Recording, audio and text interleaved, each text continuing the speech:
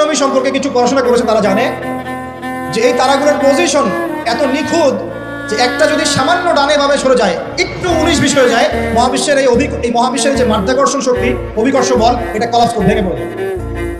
পৃথিবী আর চাঁদের ডিস্টেন্স আছে না, চাঁদ যদি একটু পিছিয়ে যায়, হ্যাঁ, এই জোয়ার ভাটা যেটা হচ্ছে সমুদ্রে, এটার ভারসাম্য নষ্ট হয়ে যাবে। সূর্য আর পৃথিবীর একটা ডিস্টেন্স আছে না, সূর্য যদি এক ইঞ্চি সামনে চলে আসে, এক হাত সামনে চলে আসে, পৃথিবীর অর্ধেকের বেশি অংশ মরুভূমি হয়ে যাবে। আর যদি সূর্য এক হাত পিছনে চলে যায়, অল্প একটু পিছনে চলে যায়, তাহলে পৃথিবীর একটা বড় অংশ বরফে ঢেকে যাবে। কোন সত্তা এত নিপুণভাবে এগুলো সৃষ্টি করেছে? এখন নাস্তিকরা বলছে তো আল্লাহ বলে কেউ নাই। তাদের ধারণা এগুলো এত নিপুণভাবে মহাবিশ্বটা অটোমেটিকলি হয়ে গেছে, এমনি এমনি। মানে আবু হানিফা রাহিমাহুল্লাহর একটা ঘটনা মনে পড়লো।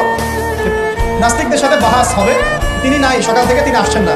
তো নাস্তিকরা খুব উৎফুল্ল, জিন্দিক তারা খুব উৎফুল্ল যে আজকে বাহাস আমরা জিতে গেছি, আবু হানিফা রাহিমাহুল্লাহ নাই। আচ্ছা, আবু হানিফা রাহিমাহুল্লাহর আসল নাম কি বলেন দেখি? ওলামায়ে কেরাম কেউ বলবেন না, আমি ইয়াং জেনারেশনের দৃষ্টি আকর্ষণ করছি। বলেন, নোমান বিন সাল। যাক, না বলতে পারলে ধরতাম কিন্তু। কত হিজরিতে জন্মগ্রহণ করেছেন বলেন? মায়ের দেওয়া দরকার এদেরকে। কত হিজরিতে? 80 হিজরিতে। ইন্তেকাল কত হিজরি? 150। আর্জেন্টিনার স্ট্রাইকারের নাম কি বলেন? এই তো, এই হচ্ছে অবস্থা আমাদের ভাই। ব্রাজিলের স্ট্রাইকারের নাম কি? গতকালকে বাংলাদেশের ম্যাচে কে ভালো খেলেছে? শাবাশ, আপনাদের দ্বারাই হবে ইনশাআল্লাহ। সুবহানাল্লাহ। ভাই, আমি বলছি না যে দুনিয়া সম্পর্কে জ্ঞান রাখবেন না, কিন্তু ইসলামের জ্ঞান বিসর্জন দিয়ে দুনিয়ার জ্ঞান অর্জন করে কোনো লাভ, বরং এগুলো আমাদের পরকালে ক্ষতির কারণ হবে। দেখুন, আল্লাহ পাক কোরআনে এই তারাগুলোর পজিশনের কসম করেছেন। কোরআনের আয়াতগুলোকে আকাশের তারার সাথে তুলনা করা হচ্ছে কেন? কারণ তারাগুলো আপনাকে পথ দেখাবে। কি দেখাবে? আপনি তারাগুলো মিলাতে পারলে ডাইরেকশন খুঁজে পাবেন। মনে করেন আপনার কাছে কোনো ঘড়ি নাই, কোনো মোবাইল ফোন কিছু নাই, আজকে থেকে আপনি 1000 বছর আগে চলে গেছেন।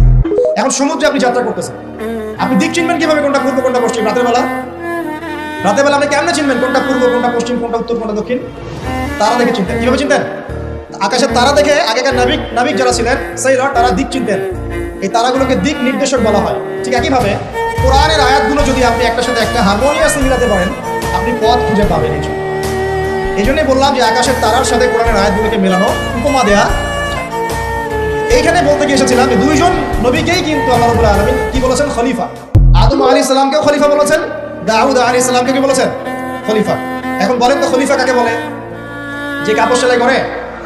আমরা সমাজে বলে যে উনি খলিফা। খলিফা মানে দর্জি।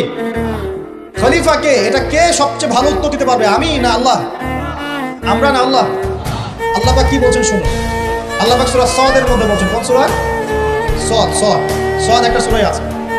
এই সূরার মধ্যে 24 থেকে 26 নম্বর আয়াত পড়ে দেখবেন। আল্লাহ পাক বলছেন, ইয়া দাউদ, হে দাউদ আলাইহিস সালাম, ইন্না জাআলনাকা খলিফাতান ফিল আরদ। হে দাউদ, আমি বা আমরা তোমাকে পৃথিবীতে খলিফা করেছি। কি করেছি? তোমার কাজ কি? তোমার কাজ হচ্ছে ফাহকুম বাইনান নাসি বিল হক।